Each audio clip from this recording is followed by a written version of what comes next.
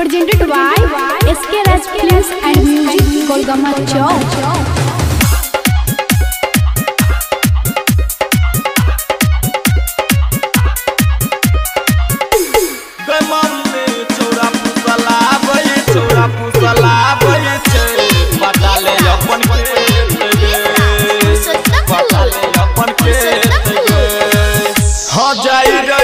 खेत पटा दे भेले हमारा भेट गे भेले हमारा भेट हो जाई रही है खेत पटा दे भेले हमारा भेट गे मम्मी छौरा फुसला बैठे पटा ले अपन खेत गे मम्मी छौरा फुसला बैठे पटा ले अपन खेत गे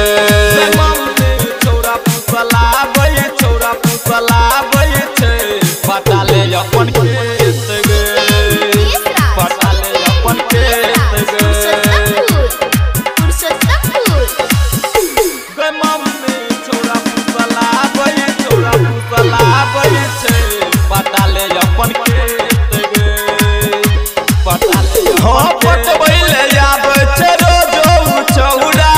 मम्मी अपना बाध में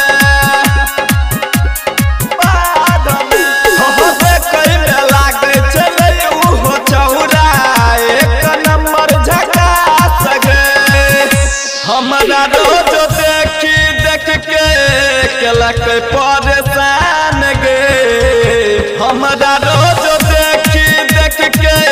केलक परेशान गे मम्मी छौरा फुसला बैठे पटाले अपन खेत गे मम्मी छौरा फुसला बैठे पटाले अपन खेत गे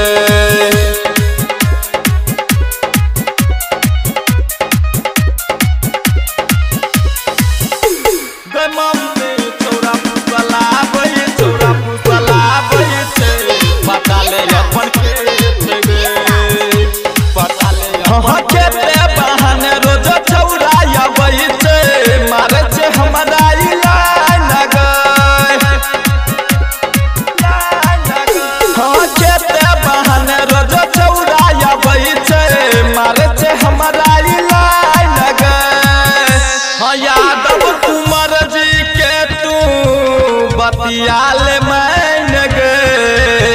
यादव कुंवर जी के तू बतियाल मान गे मम्मी छौरा फुसला बैठे पटाले अपन खेत गे मम्मी छौरा फुसला बैठे पटाले अपन खेत।